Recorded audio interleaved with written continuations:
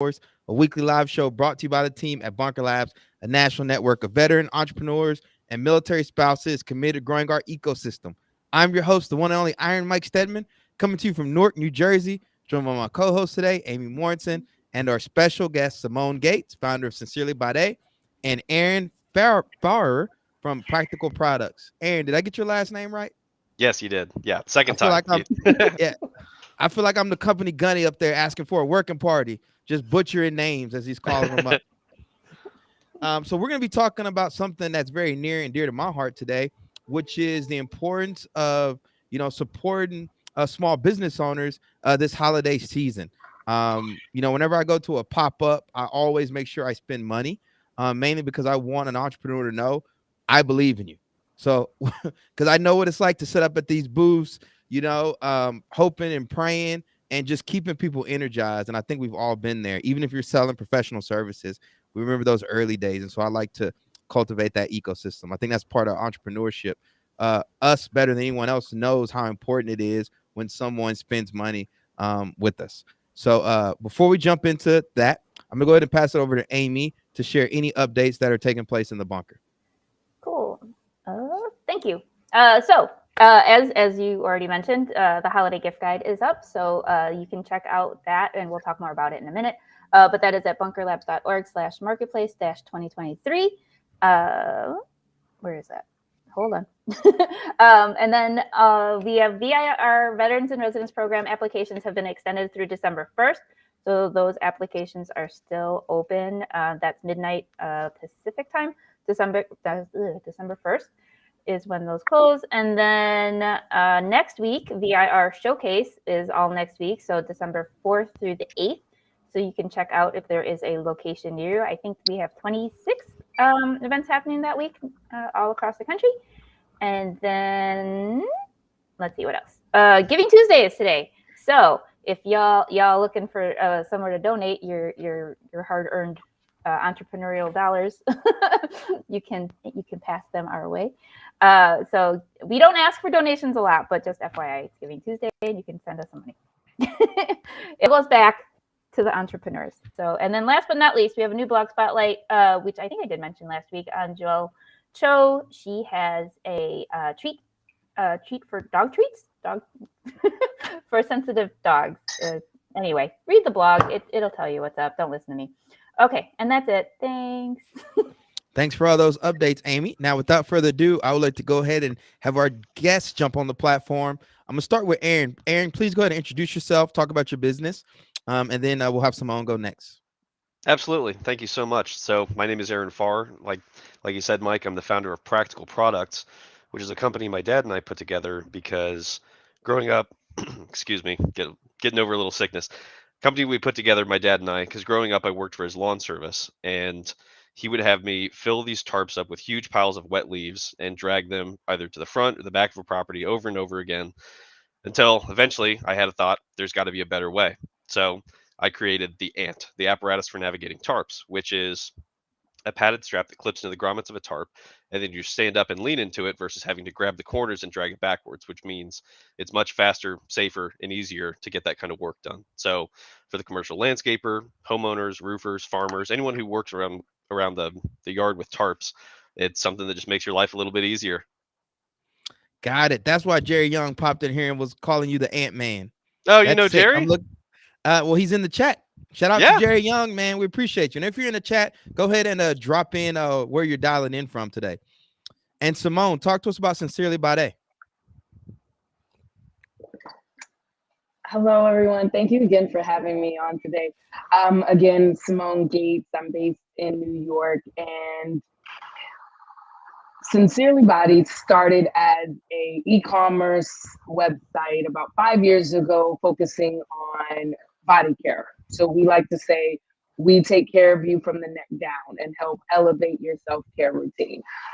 Since then, we've also expanded into D2B or B2B, if you will, and we offer corporate wellness experiences as an extension of our brand. That's amazing. Now, one of the things you both have in common are your product-based businesses.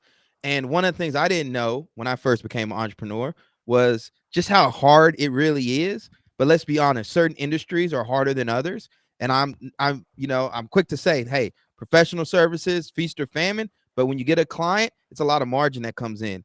Versus when you're selling a product, you have to move a lot of product to pay yourself a reasonable salary, invest in the business, etc. So I would love for you all to talk about, what else is difficult about running a product-based business. And Simone, let's start with you. What else is difficult about running a product-based business? I mean, I think all aspects are difficult. Like you mentioned, the biggest thing that I wasn't expecting going into it is the amount of inventory that you do have to have on stock. It's kind of a running joke that, holiday season for product-based businesses actually start in July. That's when we're really focused on building up our inventory, making sure that our newsletters and our offerings, whether they be holiday discounts or what have you, are all nice and prepped. But then once November comes, it's still a hot mess, if you will. And I think the biggest thing is making sure that you're engaging with your current customers, selling through that product, but also trying to market and advertise to new customers, which is very difficult as a small business because you're running with limited funds to do so. Yeah. And what about you, Aaron? Yeah, I definitely want to echo what Simone said. What isn't difficult? And if you ask me, I'll tell you my industry is the hardest, and I'm sure you guys would both say the same thing. Your guys' industry is the hardest. It's all hard. It feels like being a product-based business. One of the things at the forefront of my mind at all times is that cost of goods sold and trying to take that down. So there's multiple fronts that you're fighting on, whether it's trying to reduce the price of the item you're selling or increasing the volume to try and get more of the margin that way or more profits that way. So there is no one thing to focus on, I think really rings true in all matters of business, but it is unique with a product where I've talked to people before who are gurus with professional services, and then with products they're like, yeah, I don't know, you just make it and sell it, don't you? And it's like, well, there's a lot to it. There's the marketing, there's the inventory, cash flowing, trying to get inventory before it's sold and figuring out how to pay for it, and I mean, lots of challenges. Not only that, but one thing I've been coming more and more aware of is switching cost, right? So it looks like, hey, here's a problem. Let's use this product to solve it. But we're so ingrained mentally in doing it the old fashioned way that there's a period of time where we have to actually adopt it, right? So like if I wake up every morning since I was a kid and have raked the leaves on Saturdays, and all of a sudden I'm like 45 and somebody buys me the ant for Christmas, it's not just going to be like an overnight thing as much as we would like to be. It's got to be this adoption and gradual. And a lot of people don't realize that. Now, one question I'd ask you all, how did you both capitalize your businesses out the gate?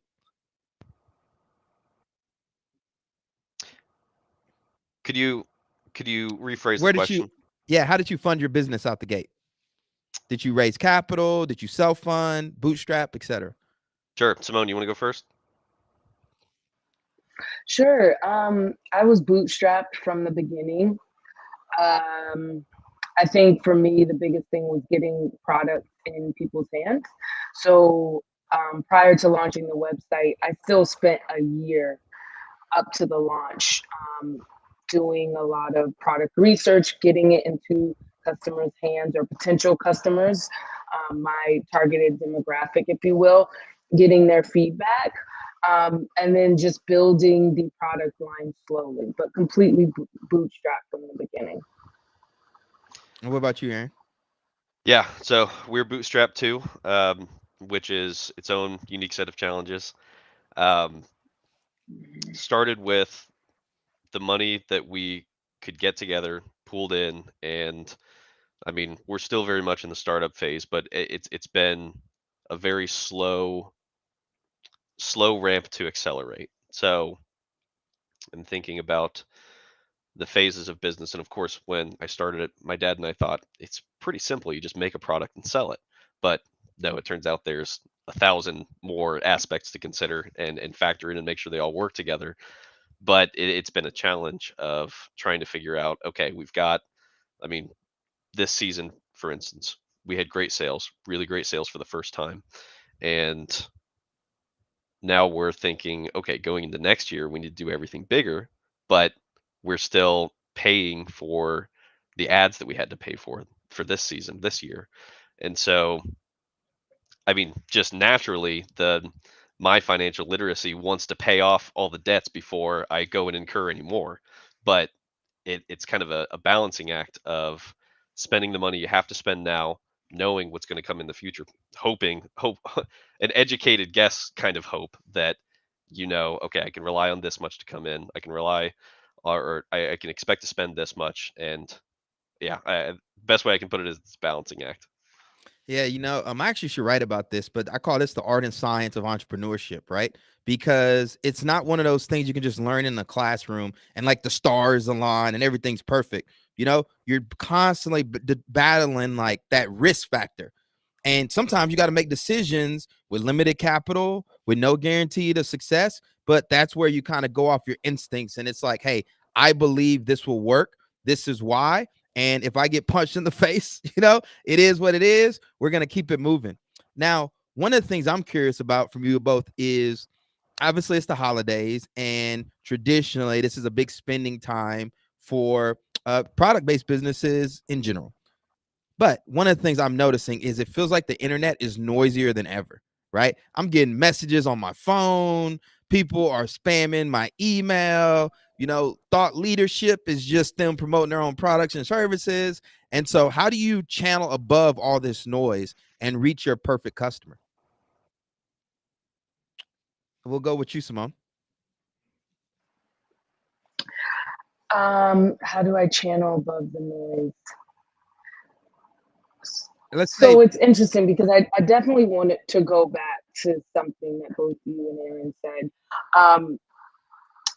And I'm not quite sure if there's any viewers that are kind of erring on the side of wanting to start a product-based business. I think there's not much foundation of how to prepare for inventory management, right? And fulfillment. And for me, because I was bootstrapped, I didn't go the 3PL route. I didn't go the manufacturing route. I did everything in-house. So I'm manufacturing and fulfilling all on my own. And I've gotten to the point where I've been able to, or I'm working to transition and outsource the manufacturing and hopefully the fulfillment. But circling back to your question, because I did a very DIY approach, my biggest asset is getting out in front of people. So as a small business, there's a lot of markets and events and trade shows that are available here in New York where I'm able to get in front of people in person, simply because otherwise they only have access to my website, right? I decided not to go the mass wholesale route, and instead I wanted to remain D2C for a few more years. And I found that getting in front of people, getting to talk to them and see how they're interacting and engaging with the product in person, allows me to pivot my approach, but it also gets them introduced to the brand and hopefully transitions them to the website. That has been a more inexpensive route for me to take when I wasn't able to do, $3,500 a month in ads. Now, I'm not saying that anybody should do that unless it makes sense for your business, but I did find that approach a lot more conducive just starting out. No, I love that because so many people think that they're just going to throw up a website, make that landing page. We got the product and people are just going to come to it. But man, I call it, you got to have a ground game. You're out there in person, shaking hands, kissing babies, driving sales, right? Figuring out, hey, do you have something people are willing to pay for on the spot? And then leveraging those in-person lessons learned and applying it to your marketing activities online. What about you, Aaron? How do you go about building brand awareness these days? Yeah, so this one made me think, and I think the answer is I'm doing a little bit of everything. Still trying to hone in on what my best customer acquisition strategies are. And more than anything, I'm still learning. So I kind of have an ideal customer profile, but as far as reaching them, that's something that I'm still very much trying to figure out what is. I mean, there are good ways and there are better ways, and it's all about optimizing. So I want the sales, but I don't want to spend $100 to get each one. So trying to figure out how can I be optimizing so that the dollars or the time that I'm spending is putting me in touch with people who are experiencing the pain that my product solves. So I agree. There's a lot of noise on the internet. I feel like every time I open up TikTok since the beginning of October, it's nothing but ads. And those companies have deeper pockets than mine. So on one hand, it's daunting. I almost don't even want to compete because it's like, well, if I'm spending $100 a day, which in terms of ad spend is like nothing, Yeah. um, is that is that a good result? Is it getting a good result, or am I getting data that I can learn from? Because in the beginning, when I started advertising, I was doing like $25 a day, and that's where I learned from a little bit of experience and mostly talking to people about it that you have to spend above a certain amount for the ads to do anything. They have to be able to retarget. And I mean, I wish we lived in a world where I didn't have to pay for ads. I wish I could just tell people about the product. And I mean, if there should be like a matchmaking service that, hey, describe your pains and here's products that are available. And that's kind of what like Amazon and search engines are. Like you type in like, I hate these leaves. I hate the tarps and raking them and all aspects of the leaves. And that's what I'm kind of trying to build my website's SEO for to capture those people. Um, yeah, I mean, there's no one thing that I'm doing. It's really a mixture of, like Simone said, I try to go to the most important trade shows. Um, I try to make sure that my web presence is strong and the listing optimization and search engine optimization is there. And like anything else, it's stuff that can always be improved. So I hate Yeah. doing keyword research, but it's got to be done. You know, even just talking about building brand awareness online for products, you know, two books just kind of pop into my head. Number one is Eric Huberman's The Hawk Method.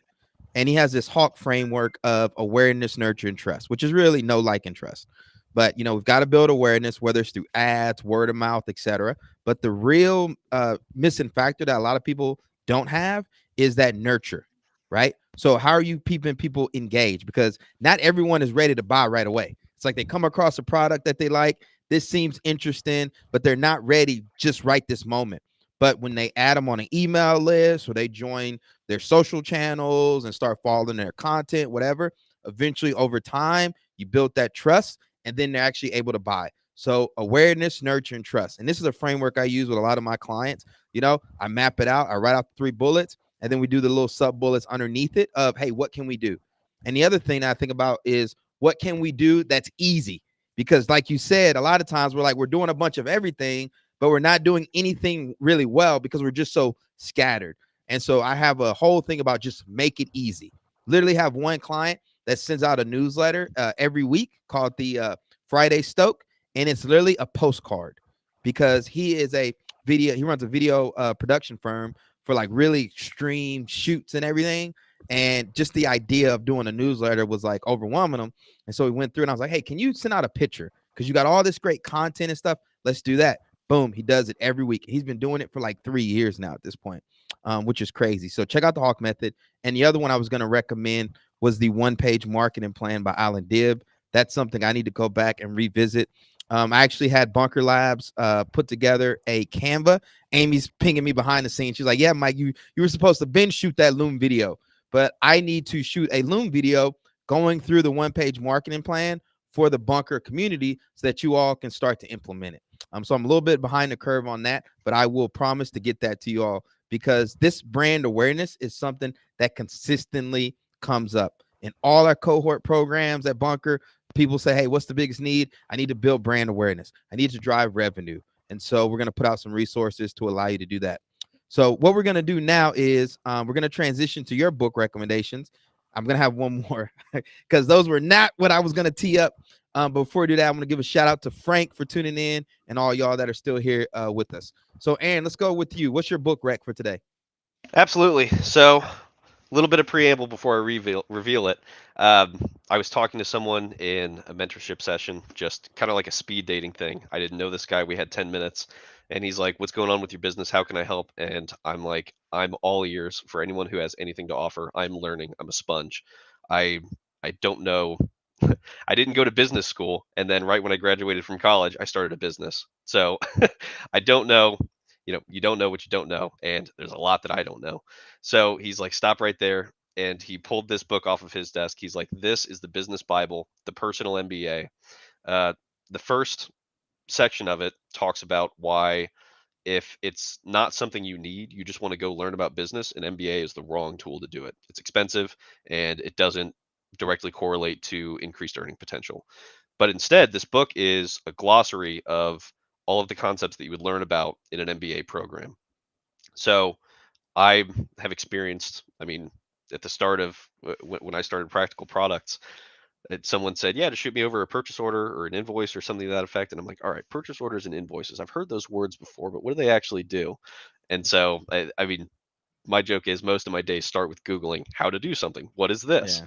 And so, this is my evening reading has allowed me to kind of get a little bit ahead and make sure that I'm knowledgeable with the vocabulary and the concepts that I need to be trying to grow a business into something valuable.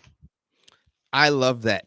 I try to tell people, man, business is like the Wizard of Oz, right? Everybody assumes you got it figured out. Then you pop behind the curtain. It's just one guy pulling a bunch of strings, right? Until you send an invoice, right? You don't know how to do it. People assume you know how to do these things. I once had a client that owed me $25,000 in receivables, right? Because I was waiting on them to pay me. I'm like, "Hey, what's going on? I'm waiting. They're like, "Send us They're the like, "You invoice." never asked. You never invoiced us. And I was like, "Wait, what?" And just like you, I had to Google. So that's why we had these platforms, because, people assume we know this stuff, purchase orders, invoices, making a pitch deck, doing all this other stuff. Like, we've all been there Googling it. So I appreciate you for sharing that. And I will double tap the personal MBA. When I started Ironbound Boxing back in 2016, the personal MBA was one of the books I started with. Because like Cool. you, I don't have an MBA. I got my master's in American Studies from Rutgers, Newark. I study like history and stuff. And so when I was building, I had no idea what I was doing. I was white knuckling it. And I found Josh Kaufman's book. Not only did I read it, but I also have it on audio book. And I need to go back and re-listen to that book, because there's been a lot of learning over the last 7 years. So definitely give a shout out to the personal MBA by Josh Kaufman. And Simone, what about you? What's your book rec? So my book rec is The Aesthetic Intelligence by Pauline Brown. I just started it. It was recommended to me by my mentor. And I don't have a background in branding or marketing. So completely self-taught in that sense. But over the next year, I plan on going through a rebranding. And I wanted to kind of get back to the foundation of developing your company's voice. And that's where this book comes in, discussing how can we as founders convey our messaging, our voice, our personal stories into the brand that we build and engage with our customers. So I think for me, similar to what's been said of constantly learning, I'm going back to the basics and just kind of thinking through how I want to build or continue building a long-lasting brand, if you will. Love it. I gotta give a shout out to my man Jake Tozer and a Bunker Labs OG, somebody that inspired me when I was first joining the ecosystem, which is Charlinda Scales, who just released her book Rock Bottom Has a Trampoline. And for those of you who don't know, Charlinda is the founder of Mutt Sauce. So I need to go online and actually purchase that book. Again, thanks Jake for shouting that out. Got to support the community. Now, for anybody that's been in the belly of the beast, and I'm calling that being an entrepreneur, right, out there, trying to make it happen, right? Mentally, it is exhausting and it can be brutal. And how do you maintain your confidence when things are not going according to plan? How do you show up for yourself and your team? How do you lead yourself when it feels like things around you are falling apart. And one of the things I'm big on is human performance, particularly the mental game. And I want to recommend this book. And I recommend so many books, y'all, between the podcast and this show. I probably recommend this book like 4 or 5 times already. But it is The Confident Mind by Dr. Nate Zinzer, a battle-tested guide to unshakable performance. Right off the bat, one of the frameworks he teaches in this book is called a confidence bank. So when things are not going good, right, how can you give yourself essentially a ground punch to remind yourself who you are? So let's say you've done all these accomplishments. You served in the military, you started multiple successful businesses before, you have a loving family, yada, yada, yada. But at this moment in time, things are not going according to plan. And that's why you got to build that confidence bank, because you actually need to revisit it and remind yourself, hey, I'm still this person over here, right? Don't get it twisted. The other thing that he talks about is ESP. And I do this with my clients all the time. Every day you wake up and you say, hey, what did I give effort to today? Right? Boom, boom, boom. Say I worked on my business for 3 hours today. Where did I find success? Right? And, I sold 1 or 2 products or something. And then where is the opportunity for me to make progress? And what he's trying to convince you to do is make that mental switch. So going on the offense, instead of being defeated, right? Let's say, hey, let's assess the situation, go through our daily ESP and revisit our confidence bank, and then be good to go, right? So these are just a couple other nuggets out of this book, but I read it like 4 times already. I'm about to listen to it again on Audible because I like to read this content. I like to read books, so you all don't always have to. So check out The Confident Mind. Check out Aaron's book. We got a lot of great book recs. Simone's book, and then Charlinda Scales, Rock Bottom Has a Trampoline. So as we prepare to close out here, real quickly, Aaron, how can people find you? How can they support your products? And then same thing for you, Simone. Yeah, so find me at theanttool.com. It's also available on Amazon. Those are really the 2 best ways to get it. And keep an eye out for it to show up more and more places, hopefully. And what about you, Simone? You can find me at sincerelybody.com. We also just launched on Amazon, so definitely check out our offerings there. Yeah, that's the best place, as well as the holiday gift guide. Yeah. So let me plug the holiday gift guide, right? We've got these 2 amazing entrepreneurs on here. One of the reasons we do this show and we highlight these entrepreneurs is so that we can support our own community.